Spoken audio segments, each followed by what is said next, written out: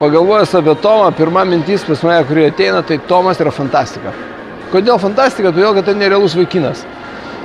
Pirmiausia, kad aš pasinojau į mokymus, man tiesiog buvo smalsu. Ką gali pasakyti toks jaunas žmogus apie verslą, kaip daryti verslą, ką su juo daryti. Po mokymo aš jau pats priėjau ir pasakiau, va čia mano kortelė, kada nors mes turime papietauti ir padaryti gerą kažkokį tai biznį kartu ar kažką tokio, nes iš jo tiesiog eina energija, iš jo gerai eina mintis, jis kažką labai gerai dera. Tai norite pasakyti, tai, ką jūs dabar matysite ten, kada mokymai vyks, pabandykite įsijausti ir suprasti, ką iš tikrųjų jisai gali ir nori pasakyti, nes jis turi fantastinę praktiką.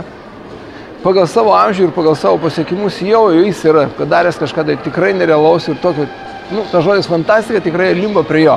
Dar noriu pasakyti vieną dalyką, mes su Tomu dažnai labai turime tokius bendrus pietus, kai jis grįžta iš Prancūzijos ir čia kažką tai daro Lietuvoje.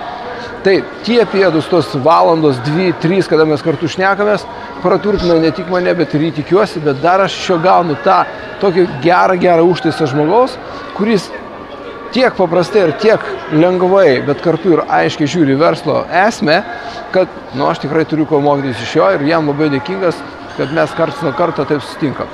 Tai linkiu gero žiūrėjimo, gerų mokymų, kad jums taip pat kiltų tiek minčių, kiek ir man bendraujant su Tomu.